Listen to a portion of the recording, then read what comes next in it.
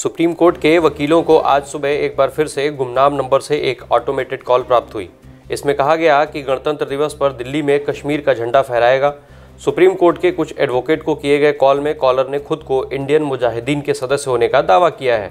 उसने कहा कि कश्मीर से अनुच्छेद 370 को निरस्त करने के लिए सुप्रीम कोर्ट उतना ही जिम्मेदार है जितना कि मोदी सरकार। मालूम हो कि इससे पहले भी सुप्रीम कोर्ट के वकीलों को गुमनाम नंबर से कॉल प्राप्त हुए थे। इस महीने की शुरुआत में वकीलों को यूनाइटेड किंगडम और कनाडा के गुमनाम नंबरों से कॉल आए थे, जिसमें पंजाब के हुसैनवाला फ्लाईओवर पर प्रधानमंत्री नरेंद्र मोदी के सुरक्षा उल्लंघन की जिम्मेदारी ली गई थी। अगली खबर, उत्तर प्रदेश आज अपना 73वां स्थापना दिवस मना रहा है। सबसे ज़्यादा आबादी वाले प्रदेश यूपी आज यानी 24 जनवरी 2022 को 73 साल का हो गया। राष्ट्रपति रामनाथ कोविंद और सीएम योगी आदित्यनाथ ने उत्तर प्रदेश के 73वें स्थापना दिवस की बधाई दी है। यह 5वां मौका है जब उत्तर प्रदेश अपना स्थापना दिवस मना रहा है। याद दिला दें कि साल 2018 में राज्यपाल राम नाईक की पहल पर उत्तर प्रदेश का स्थापना दिवस मनाया गया था। इस मौके पर राष्ट्रपति ने अपने बधाई संदेश में कहा, उत्तर प्रदेश दिवस पर राज्य के सभी निवासियों को हार्दिक शुभकामनाएं। भारत के इतिहास, कला, संस्कृति, साहित्य और राजनीति में उत्तर प्रदेश के मेहनती और प्रतिभाशाली लोगों ने प्रभावशाली योगदान किया है। मेरी कामना है कि यह राज्य विकास और समृद्धि के पथ पर निरंतर आगे बढ़ता रहे। अगली खबर, एक तरफ जहां भाजपा लोगों को अपने काम गिनवा रही है, वहीं विपक्षी दल उसके कामों पर लगातार सवाल उठा रहे हैं। इस बार बसपा सुप्रीमो मायावती ने ट्वीट कर भारतीय जनता पार्टी सरकार से सवाल पूछा है कि यूपी में बीएसपी की रही सरकार में लगभग 2.5 लाख गरीब परिवारों को बुनियादी सुविधाएं युक्त आवास उपलब्ध कराया गया था और करीब 15 से 20 लाख मकानों की तैयारी चल रही थी, किंतु सरकार बदल जाने के कारण ये काम अधूरा रह गया था, जिसे आज भारतीय जनता पार्टी भुनाने का प्रयास कर रही है। भारतीय जनता पार्टी बताए कि उसने अपना क्या किया है। बता दें कि समाजवादी पार्टी के राष्ट्रीय अध्यक्ष और पूर्व मुख्यमंत्री अखिलेश यादव भी भारतीय जनता पार्टी के हर काम पर ऐसे सवाल उठाते रहते हैं। उनका मानना है कि उनके समय में शुरू किए गए कामों को ही आज भारतीय जनता पार्टी अपना काम बता रही है। अगली खबर, भारतीय जनता पार्टी के प्रवक्ता संबित पात्रा ने आज लखनऊ में प्रेस कॉन्फ्रेंस की। उन्होंने अखिलेश यादव पर जमकर हमला बोला। संबित ने कहा कि आज यूपी योगी मोदी के नेतृत्व में सबसे सुरक्षित प्रदेश है। 2017 के बाद यूपी में विकास हुआ है। उन्होंने कहा कि अखिलेश यादव ने ओपिनियन पोल को लेकर इलेक्शन कमीशन को पत्र लिखा है। वे डर गए हैं। 10 मार्च को भाजपा की सरकार बनने जा रही है। इतना ही नहीं, संबित ने अखिलेश यादव को चैलेंज देते हुए कहा, अगर अखिलेश में नैतिकता है तो वो लिस्ट जारी करें। यूपी की आर्थिक स्थिति बदली है। 50 से ज़्यादा योजनाओं में यूपी सबसे आगे चल रहा है। सपा ने गुंडे और बदमाशों को टिकट दिया। याकूब मेनन अगर जिंदा होता तो अखिलेश उसे भी टिकट दे देते। अगली खबर, भारतीय जनता पार्टी आज उत्तर प्रदेश में प्रत्याशियों के नामों की घोषणा करेगी। इसको लेकर आज दिल्ली में भाजपा मुख्यालय पर भाजपा कोर ग्रुप की बैठक जारी है।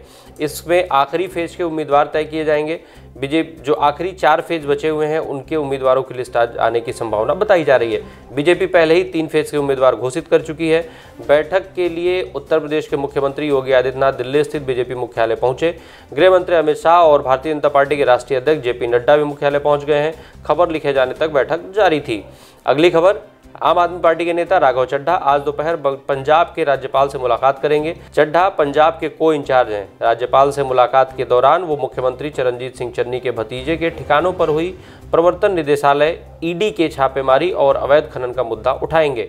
बताते चले कि पंजाब में 20 फरवरी को पहले चरण का मतदान होना है। इसके लिए कल यानी 25 जनवरी से 1 फरवरी तक प्रत्याशी अपना नामांकन कर सकेंगे। 4 फरवरी तक नाम वापसी का मौका होगा। अगली खबर, छत्तीसगढ़ के मुख्यमंत्री भूपेश बघेल ने कहा कि उत्तराखंड में कांग्रेस की स्थिति काफ़ी अच्छी है। बघेल बोले, भाजपा लोगों को बांटने की राजनीति करती है। धर्म के आधार पर बांटकर वो लोग वोट पाना चाहते हैं। आज भूपेश बघेल उत्तराखंड में कांग्रेस का चुनावी गाना भी रिलीज करेंगे।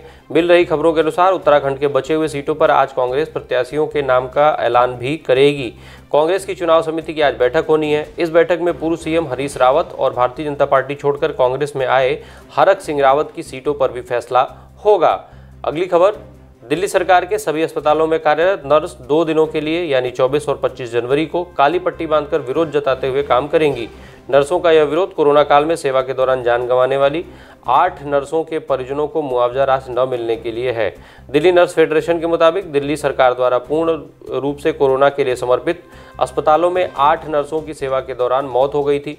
दिल्ली सरकार द्वारा परिजनों को 1 करोड़ रुपए की मुआवजा राशि देने की घोषणा की गई थी, पर ये अभी तक उनको नहीं दी गई है।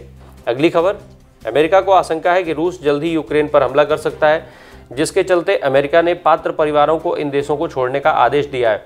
अमेरिकी विदेश मंत्रालय ने कहा कि रूसी सैन्य कार्रवाई के निरंतर खतरे के कारण यूक्रेन और रूस के अमेरिकी दूतावास से पात्र परिवारों को वापस बुलाने का आदेश दिया गया है।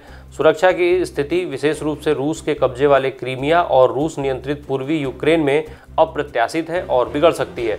यूक्रेन स्थित अमेरिकी दूतावास ने अपनी ट्रैवल एडवाइजरी में कहा है कि रूस की सैन्य कार्रवाई व कोविड-19 के बढ़ते खतरे को देखते हुए अमेरिकी नागरिक यूक्रेन की यात्रा न करें, अपराध और आंतरिक अशांति की आशंका के मद्देनजर अधिकतम सतर्कता बरतें।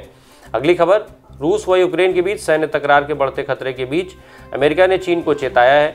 अमेरिका ने चीन को आगाह करते हुए कहा है कि वह इस मौके का फायदा ताइवान में अपना दखल बढ़ाने के तौर पर न उठाए।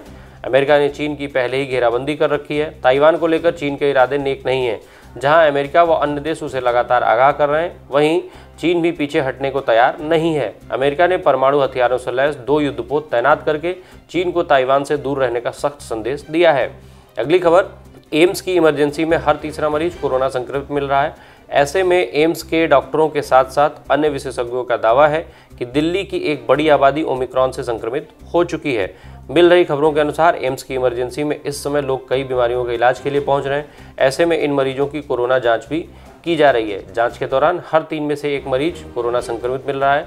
हालांकि मौजूदा समय में नए संक्रमित मिलने वाले मरीजों की संख्या में कमी आई है। इससे पहले हर दूसरा मरीज कोरोना संक्रमित पाया जा रहा था। अगली खबर, देश में कोरोना महामारी का प्रसार लगातार जारी है। खतरनाक वायरस ने इस सप्ताह लोगों की चिंता और अधिक बढ़ा दी है। दरअसल इस सप्ताह जान गंवाने वाले लोगों की संख्या पिछले सप्ताह की तुलना में दोगुनी हो गई है। स्वास्थ्य मंत्रालय के आंकड़ों के अनुसार पिछले सप्ताह 1396 लोगों की कोरोना से मौत हुई थी, लेकिन इस सप्ताह 2680 लोगों की मौत हो गई है, यानी कि मृतकों की संख्या में 92% का इजाफा देखा गया है। इस बीच कोरोना वायरस के नए स्वरूप ओमिक्रॉन का संक्रमण भारत में सामुदायिक प्रसार के स्तर पर पहुंच चुका है। दिल्ली, मुंबई जैसे मेट्रो शहरों में अधिकतर मरीज इसी से संक्रमित हैं।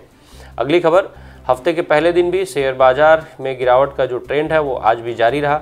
बॉम्बे स्टॉक एक्सचेंज BSE का एक्सचेंज आज 1100 पॉइंट्स गिरकर 57,963 पर कारोबार कर रहा है। इस वजह से निवेशकों को 7.5 लाख करोड़ रुपए का चूना लगा है। इतने रुपए करीब उनके डूब चुके हैं। नायका, जोमेटो और पेटीएम जैसी कंपनियों के स्टॉक जमकर पिटे हैं। शेयर बाजार में गिरावट का यह ट्रेंड पिछले 5 दिन से जारी है। आज बाजार में हुई गिरावट 5 दिन में सबसे ज़्यादा है। पिछले मंगलवार को इसमें 554, बुधवार को 656, गुरुवार को 634 और शुक्रवार को 427 अंकों की गिरावट आई थी।